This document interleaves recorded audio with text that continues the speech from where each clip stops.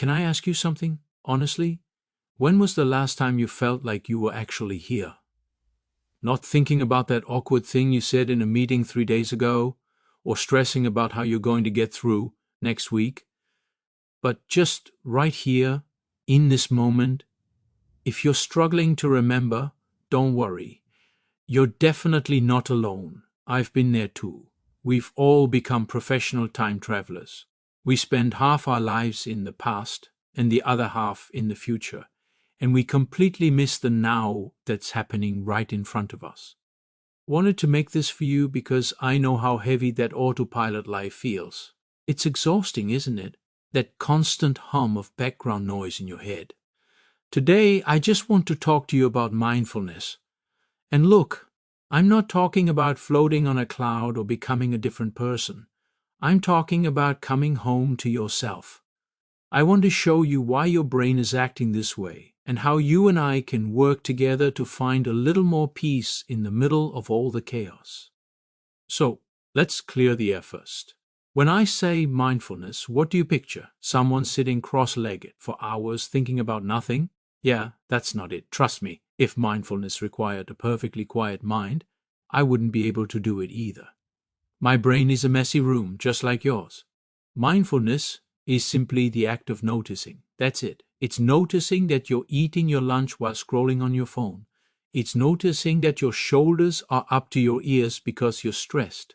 It's about being a kind observer of your own life without judging yourself for how you feel. Think of it like this. Imagine you're standing on a bridge, watching a train go by. Each carriage on that train is a thought. One carriage is I'm tired. The next is what should I have for dinner? The next is I hope I didn't mess up that project. Most of the time we're not on the bridge. We're actually on the train, getting pulled along by every single thought going wherever it takes us. Mindfulness is just stepping off the train and back onto the bridge. The train is still moving, the thoughts are still there, but you're just watching them. You aren't being dragged away anymore. Does that make sense? It's not about stopping the train, it's about where you choose to stand. I know, talking about brain science might sound a bit school-like, but bear with me because this part is actually really cool and it helped me a lot. Your brain is basically a giant muscle that's always changing. There's a little part of it called the amygdala. I like to call it the internal panic button. Back in the day, it saved our ancestors from lions. Today, it treats a low battery notification like a lion. It keeps us in a state of fight or flight way more than it should. But here's the good news. When we practice being present, even just for a few minutes, we actually start to shrink that panic button. We're telling our brain, hey, it's okay. There's no lion here. We're safe. At the same time, we're strengthening the front part of our brain, the part that helps us stay calm, make good choices, and focus. It's called neuroplasticity. It's a fancy word for saying, you aren't stuck this way. You aren't just a stressed person. Your brain is waiting for you to retrain it. And the best part? You don't need a lab or a doctor. You just need a little bit of patience with yourself. All right, let's get into the how. I don't want to give you a long list of chores because you already have enough to do. Let's just look at a few small things you can weave into your day. First, the check-in. Sometime today, maybe when you're waiting for the kettle to boil or sitting at a red light, just check in. Ask yourself, where is my mind right now? You don't have to change anything. Just notice if you're in the past, the future, or right here. That simple question is a huge win. Second, the 5 to 4, 3 to 2 minus 1 thing. I do this whenever I feel like my head is spinning. Stop, look around. Find 5 things you can see, like the texture of the wall or the light coming through the window. 4 things you can touch, maybe the fabric of your sleeves or the cold desk. 3 things you can hear, the hum of the fridge, a bird outside. 2 things you can smell, and 1 thing you can taste. It's like an emergency brake for your thoughts. It pulls you right back into your body. Third, mindful coffee or tea. This is my favorite. Instead of drinking your morning coffee while checking emails, try just drinking the coffee. Feel the warmth of the mug in your hands. Smell the aroma. Taste the first sip.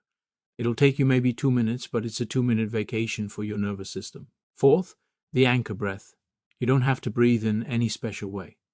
Just feel the breath you're already having. Your breath is like an anchor for a boat. The waves, your life, might be choppy, but the anchor keeps you from drifting out to sea. Whenever things feel like too much, find your anchor. Just one breath. Look, I want to be real with you.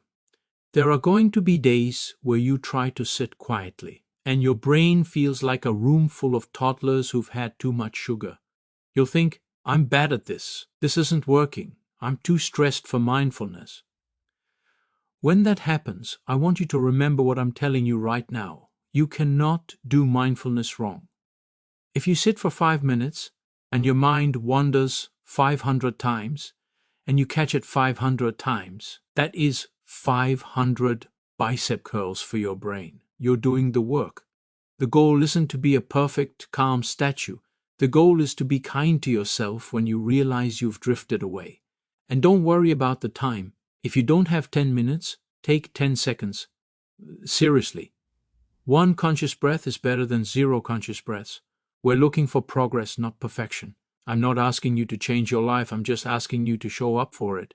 You deserve to be the main character in your own life, not just a passenger watching it fly by. Well, we've covered a lot, haven't we? I hope you're feeling a little bit lighter now. Just remember, mindfulness isn't a destination.